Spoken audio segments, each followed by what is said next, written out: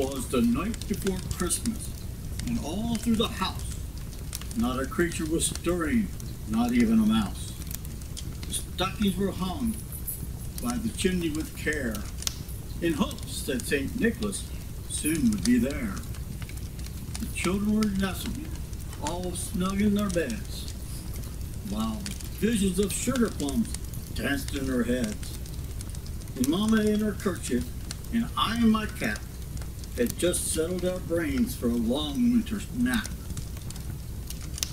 But out on the lawn there arose such a clatter. I sprang from the bed to see what was the matter.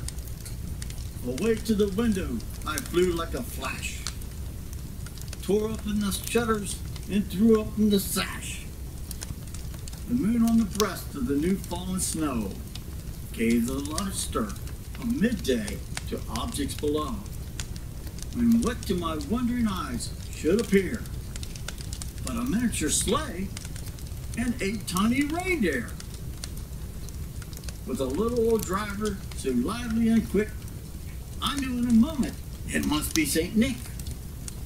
More rapid than eagles, his coursers they carry, and he whistled and shouted and called them by name. Now Dasher, now Dancer, now Prancer and Vixen, on Comet, on Cupid, on Donner and Blitzen, to the top of the porch, to the top of the wall. Now dash away, dash away, dash away all. As dry leaves that before the wild hurricane fly, when they met with an obstacle, mount to the sky. So up on the housetop the coursers they flew, with a sleigh full of toys and St. Nicholas too. And then in a twinkling I heard on the roof the prancing and pawing of each little hoof. As I drew in my head and was turning around, down the chimney St. Nicholas came with a bound. He was dressed in all fur, from his head to his foot, and his clothes were all tarnished with ashes and soot. A bundle of toys he had flung on his back, and he looked like a peddler just opening a pack. His eyes, how they twinkled, his dimples, how merry, his cheeks like roses, his nose like a cherry. His droll little mouth was drawn up like a bow, and the beard on his chin was as white as the snow. The stump of a pipe he held tight in his teeth, and the smoke encircled his head like a wreath. He had a broad face and a little round belly that shook when he laughed like a bowl full of jelly.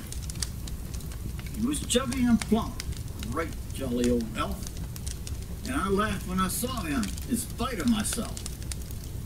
A wink of his eye and a twist of his head soon gave me to know I had nothing to dread. He spoke not a word, but went straight to his work, and filled all the stockings, then turned with a jerk, and laying his finger aside of his nose, and giving a nod, up the chimney he rose. He sprang to a sleigh, and his team gave a whistle, and away they all flew like the down of a thistle. But I heard him exclaim, ere he drove out of sight, "Happy Christmas to all, and to all a good night."